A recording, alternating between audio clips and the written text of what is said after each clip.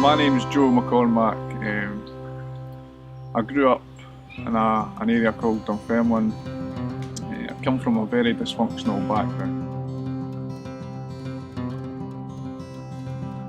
I witnessed addiction from a very young age. I saw violence and I was exposed to crime. I experienced growing up worry, anxiety, fear. Throughout my life I've been in prison, I know what it's like to be in hospital, I know what it's like to be homeless, I know what it's like to be broken, I know what it's like to be depressed, isolated, consumed by addiction. I know what it's like to be obsessed by addiction. I know what it's like to be overdosed. I know what it's like to wake up in police cells, and I know what it's like to, I know what brokenness is, and I know what it's like to be in pain and to suffer. But today I know what it's like to live in freedom. So I went through Bethany Christian Centre 7 times over a period of 12 years.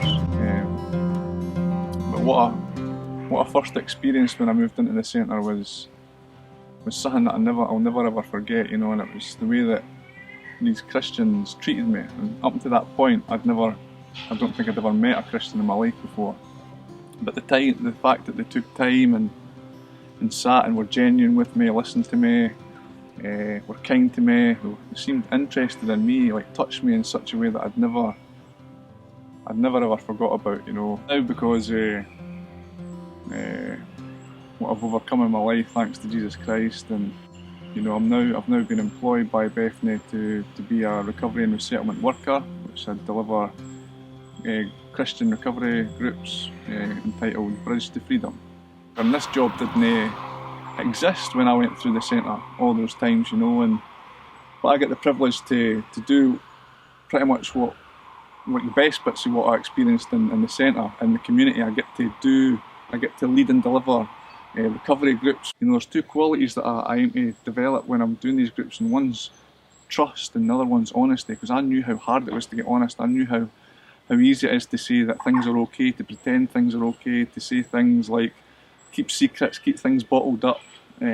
So the moment I got honest, I was able to move forward in my life. I stopped lying to people and got honest with myself and was able to take steps forward in my recovery. So that's what I'm developing in these groups, and what I see is it's miraculous, it's powerful, and it's beautiful to be a part of what God's doing, Another one's trust, because I know how hard it is to trust when I've had my trust annihilated and I've abused other people's trust. So I'm just giving these beautiful individuals, God's children, the opportunity to get honest and to build trust, and it's beautiful to see. It's a privilege to be part of what Bethany's doing, what God's doing, and to be a recovery and resettlement worker. It's a privilege to do Bridge to Freedom, but we can't do it on our own, and we depend on the help of volunteers, and because I'm doing it in community, we really rely on churches getting involved. What I find when I do Bridge to Freedom and when I journey through with guys in addiction, I just see there's a massive, massive